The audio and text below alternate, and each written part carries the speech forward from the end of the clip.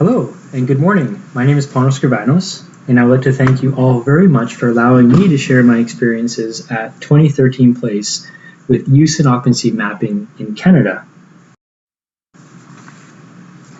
In this short presentation, I'll quickly share my background, provide an introduction to use and occupancy mapping, and give brief overviews of 3 use and occupancy mapping projects that I've been involved with. First off, what do you need to know about me? I'm a Canadian and I live in Vancouver, British Columbia. My background is in geography and GIS, although I also specialize in forest carbon and use and occupancy research. I wear multiple hats. First, I work for the Tsleil-Waututh as their GIS coordinator.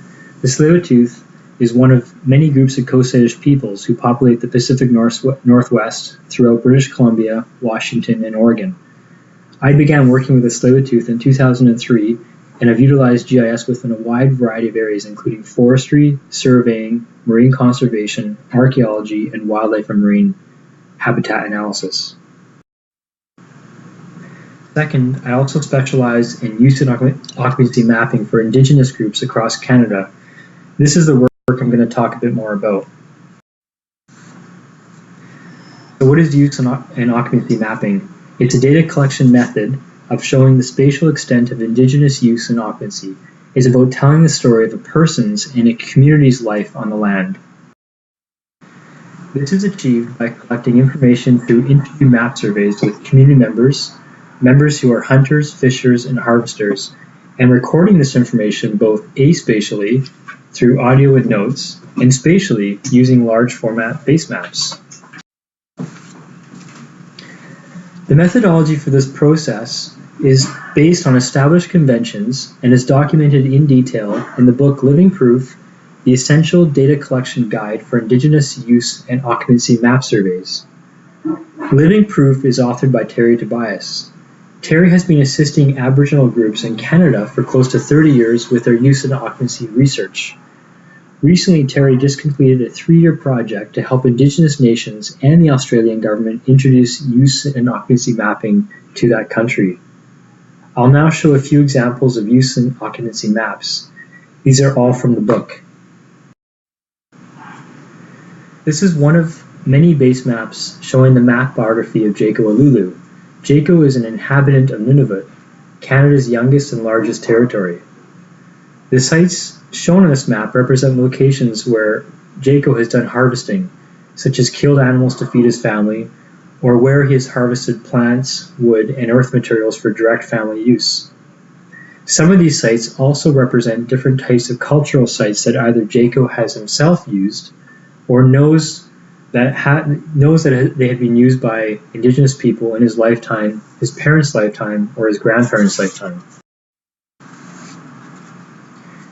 Here's Jaco's completed map biography created using GIS. This map shows the full extent of Jaco's use and occupancy over his lifetime. Pretty impressive. This is a hodgepodge map of the Maori, an Indigenous group whose traditional lands are located in north-central British Columbia. And finally, one last example, a thematic map showing big game kill sites for the Algonquins of Barrier Lake, located in the province of Ontario. There are many benefits this type of research brings to Indigenous groups. It gives Indigenous leadership the ability to promote high-quality planning and management of resources on their traditional territories. This research supports their title, rights, and interests, and most importantly allows groups to state what they know to be true about their traditional lands, using their own voice and independent of government and industry. Now to switch gears, the first project I'll provide an overview on was initiated by the Nunavik Marine Region Planning Commission, a planning institute charged with overseeing planning processes within Nunavik, a large land area covering the northern third of the province of Quebec, and not to be confused with its larger, more northern territory of Nunavut, which I referenced earlier. This is the homeland of the Inuit of Quebec. Almost all of the 12,000 inhabitants of the region live in 14 northern villages. Nunavik means great land in the local dialect of Inuktitut, and the Inuit inhabitants of the region call themselves Nunavummiut. The Nunavik Marine Region Planning Commission recently began a Nunavik-wide data collection initiative to collect important information that will be used to develop a land use plan. The resulting land use and occupancy data will be the most important information gathered to construct this plan, and will also be used as a key data set to define protected areas and other areas of traditional Inuit importance.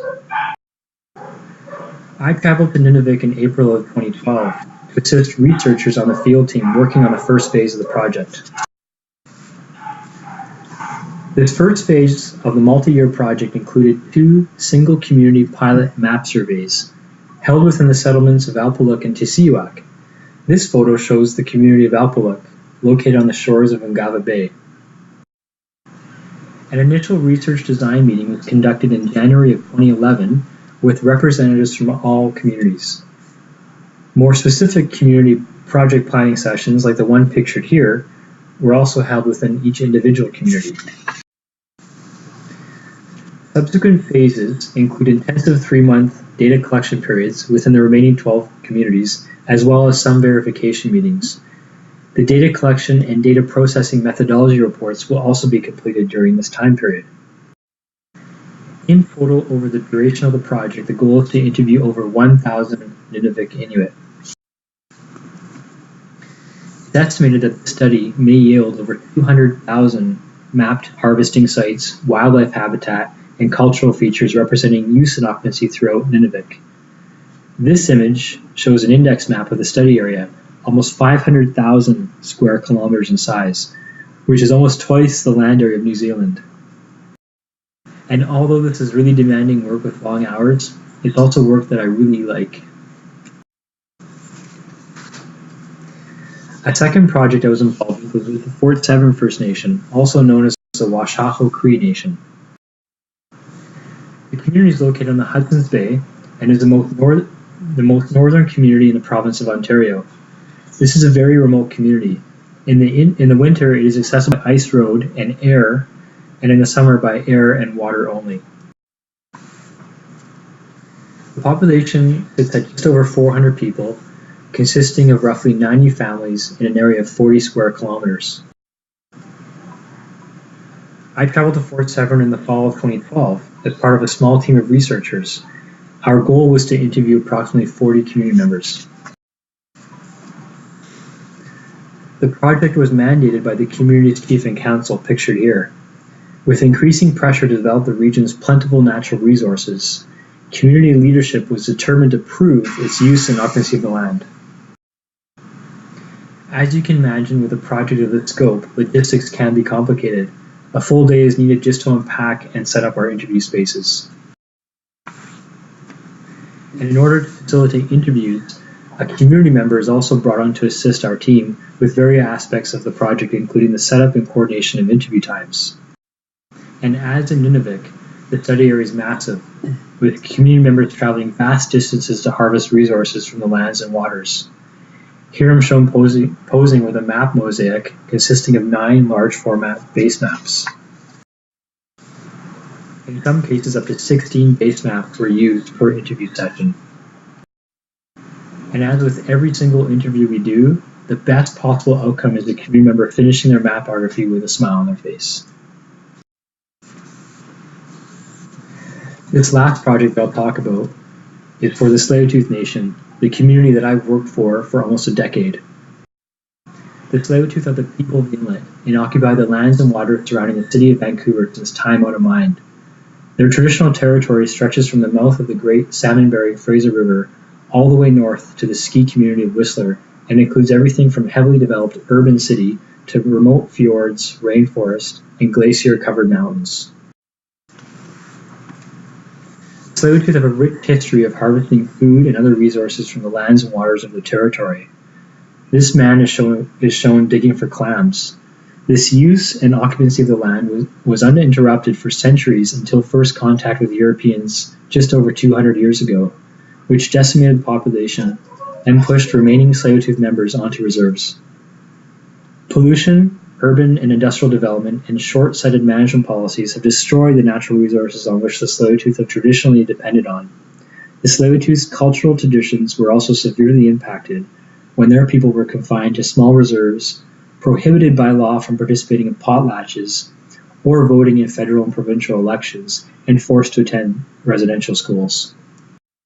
However, these days the community of just over 500 members is thriving, with multiple economic, social, and cultural initiatives, all designed to further the nation's goals and objectives. One of these initiatives was the Use and Occupancy Mapping Project that began in the late 1990s. The four primary objectives of the study were, first, to ensure that all levels of the Tsleil-Waututh Nation jurisdiction over its traditional territory were recognized and protected. Second, to identify cultural resource areas and the values and management objectives associated with them. Third, to provide a baseline inventory of cultural resource areas to the province to aid in joint operational land use planning. And finally, fourth, to build capacity within the Tsleil-Waututh Nation community to collect, maintain, and update its traditional use sites inventory. Nearly 100 community members were interviewed, resulting in over 400 individual map sheets, which were converted into digital files for GIS input. This information now forms the backbone of a comprehensive GIS database. Using this information, the community has been able to build strong GIS capacity, which has in turn been able to support a variety of community projects, such as, for example, environmental monitoring, fish and wildlife resource management. Tsleil-Waututh has shared the success with many other Aboriginal groups, including this such group from Australia. Tsleil-Waututh's vision is once again to put the Tsleil-Waututh face back on the traditional territory and to be active participants in all social, economic, cultural, and political activities that take place in their lands. For the Tsleil-Waututh, use and occupancy mapping has played a vital role in building this vision. This concludes my presentation. Once again, thank you very much for allowing me to present at Place 2013. Additional questions and comments can be directed to my email address shown here, pano@twnation.ca.